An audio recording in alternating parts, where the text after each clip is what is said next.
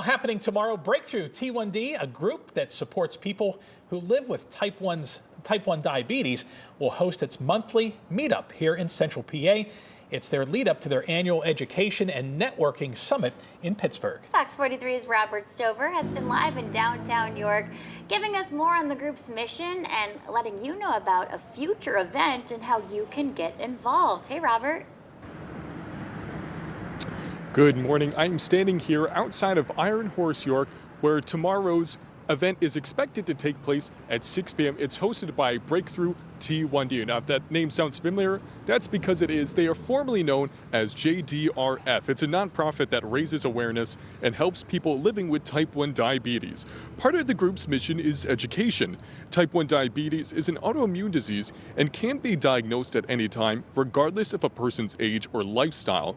Nearly 1.5 million Americans currently live with type 1 diabetes, according to the Centers for Disease Control and Prevention. Without routine supervision, it can be life-threatening. Christina Howe with the Western and Central PA chapter of the nonprofit says community events like the one in York help educate newly diagnosed patients as well as their family and friends. It's really a 24/7 disease. So there's a lot of finger pricks. There can be a lot of sleepless nights. And so, whether it's a partner or a spouse, or if you're a parent or a caregiver for, your child's living with type 1, I think it's really important to understand what their experience is like and ways you can lean in and support them.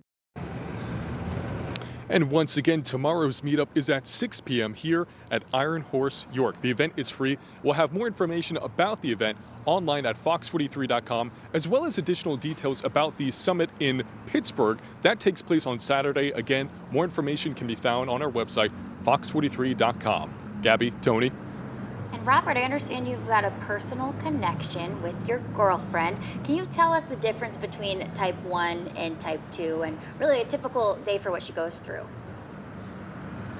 Absolutely. The main difference between type 1 and type 2 diabetes is how the body processes insulin. If you're a type 1 diabetic like my girlfriend Olivia, she has to constantly check her glucose. That's because her immune system attacks insulin-producing cells. That's why she relies on injections. Now, if you're a type 2 diabetic, the body doesn't necessarily produce insulin. It just may do so less than what you would want it to, or it's not used effectively by the immune system. And for that, it can be treated with diet, exercise, and medication for some cases. It doesn't always require injections, unlike those living with type 1 diabetes.